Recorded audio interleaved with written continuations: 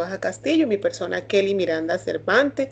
Eh, en este espacio revisaremos un poquito todo lo que tiene que ver con la historia de la sostenibilidad y cómo la educación se ha vinculado en esta conversación. Pues según los documentos que hemos revisado, las presentaciones y los textos, la educación no está aislada, está súper conectada con todo lo que nos llama a la reflexión hoy en día a nivel social, ambiental, económico y cultural. Para ello vamos a darle paso a mi compañero Brian. Gracias, compañera. ¿Y qué desafíos?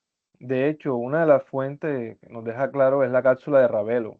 Habla de esa interdependencia, o sea que se necesitan mutuamente, no solo eso dice que la educación se puede. Yo diría que debe ayudarnos a entender mejor esta cuestión y no solo entender, sino buscar salidas, ¿no? A proponer cómo actuar. Exacto, y es nuestra tarea hoy en día, seguirle la pista a la sostenibilidad basándonos en todos estos documentos, desde cómo surgió la idea, incluso antes de llamarse así, cómo se definió, las críticas y las alternativas que salieron hasta lo que hoy en día conocemos. Perfecto, entonces arranquemos.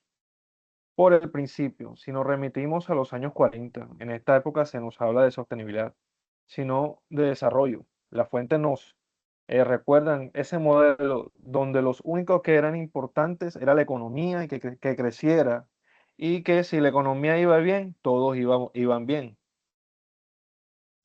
Así es, compañero. Era crecer por crecer, en otras palabras. Y esto lo señalan varias fuentes. Si nos remitimos, por ejemplo, a América Latina, vemos que en los textos de Gudinaz y Acosta y también de Ravelo indica que este modelo trajo inclusive retrocesos.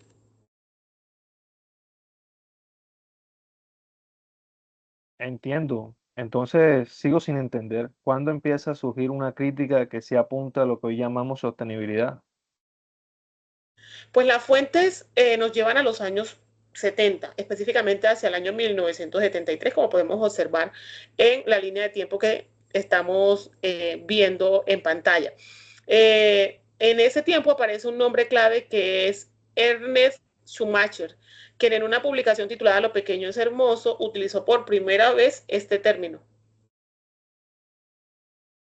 Claro, el documento Ravelo habla sobre la historia del concepto. Dice que él es el que se considera impulsor. Fue el primero en usar la palabra de sostenibilidad. Exacto, pero más allá de esa palabra, lo potente de Schumacher fue su crítica de fondo. Incluso se atrevió a cuestionar la base misma del modelo occidental, considerándolo como algo insostenible. Bien, una crítica de raíz empieza a sonar. Pero ¿cómo saltó eso de los libros a ser un concepto mundial? Es el interrogante. Pues compañeros, para eso sigamos revisando la historia, para dar respuesta a su interrogante. Pues bien, el siguiente momento clave dentro de todo este recorrido histórico fue en el año 1987. Sale a la luz un informe que fue un antes y un después llamado Nuestro Futuro Común. Ese informe estaba liderado por la Comisión Brundtland de la ONU. La fuente histórica lo marca como un momento en el que el desarrollo sostenible se hizo famoso. Este informe puso el tema ambiental en la agenda política global. Esa idea de pensar en el futuro gracias al informe de Hyundai es interesante, pero todavía me pregunto, ¿cómo pasó la acción a compromisos reales entre los países? Pues hacia los años 90 aparecen esos primeros conceptos. La historia del concepto de sostenibilidad menciona la gran conferencia del Río desarrollada en 1992, la cumbre de la Tierra. Las fuentes especifican que los avances fueron realmente significativos, entre ellos el programa 21, donde se establecieron 21 principios. Se firmaron acuerdos internacionales como la Convención sobre cambio climático y la diversidad biológica. Y se creó una comisión de la ONU para que obviamente pues hiciera seguimiento a todos estos acuerdos. Wow, fue un momento de grandes expectativas. me imagino. Si avanzamos a otra década, llegamos a los años 2000. Eh, Tengo entendido que hubo otra cumbre en Johannesburgo en el 2002, denominada la Cumbre Mundial sobre el Desarrollo Sostenible. Según los documentos, se enfocó en lo social, ¿verdad? Exacto, compañero. Se enfocó en erradicar la pobreza, el acceso al agua, la salud y los servicios de saneamiento. Fue como un ajuste a ese enfoque.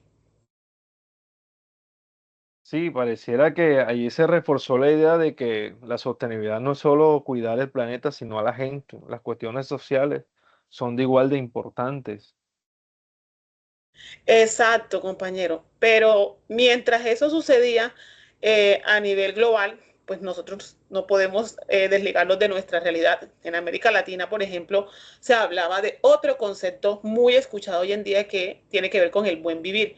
Los textos de Guinacia Acosta y también los de Ravelo lo mencionan. Y este concepto surge como una crítica más a fondo para justificar el tema del desarrollo. Exacto. Cuestionar las ideas centrales de Occidente, el progreso que nunca para, la idea de que estamos separados de la naturaleza y que podamos usarla como queramos, busca otra forma, el respeto por la Pachamama, la madre tierra. Sí, es interesante, compañero, esta perspectiva. Tenemos entonces, por un lado, el discurso global de la sostenibilidad que pues obviamente ha ido evolucionando, metiendo lo social, pero también tenemos por otro lado alternativas como el buen vivir, que le mueven el piso a esa idea de desarrollo.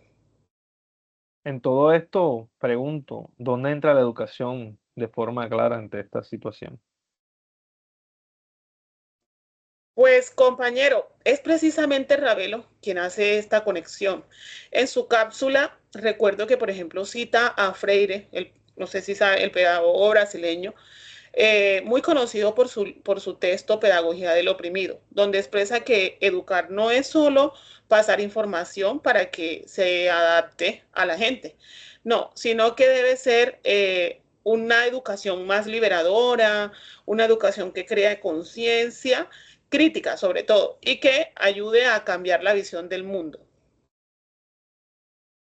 Exacto, sin esa capacidad crítica de fomentar la educación, estamos complicados para enfrentar lo que viene. Queda claro que la educación es el motor y si llegamos a la década pasada, al 2010, al marco que nos rige hoy.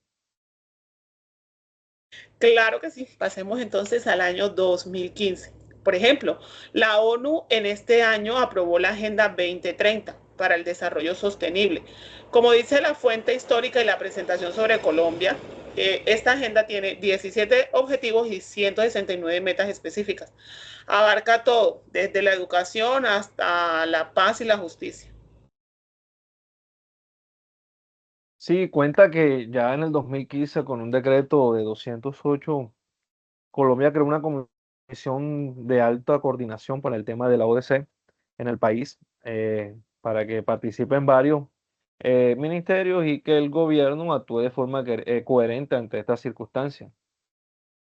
Claro, compañero. Y es que hay que darle una guía a esa comisión y al país. Y obviamente para eso entonces se creó otro documento clave que es el COMPES 3918, donde se define la estrategia de Colombia para la Agenda 2030. Y lo interesante de este documento es cómo trata de conectar esos objetivos de desarrollo sostenible con el plan de desarrollo de, obviamente, de ese momento. Bueno, creo que hasta este punto hemos hecho un recorrido bastante interesante de forma histórica. Para ponernos en contexto, me gustaría compartir el siguiente interrogante. ¿Qué desafíos y qué oportunidades nos traen estos para nuestros sistemas educativos? Pues compañero, es una pregunta difícil, pero es una pregunta también importante y clave si queremos que la educación sea esa pieza para un futuro sostenible y mucho más plural. Algo para seguir indagando, sin duda alguna. Pues de esta manera damos cierre a este espacio de discusión. obviamente dejando allí en el tintero ese interrogante. ¿Qué desafíos y qué oportunidades nos trae esto para nuestros sistemas educativos? Una pregunta para que analicemos y llevemos a nuestra realidad contextual. Muchas gracias a todos.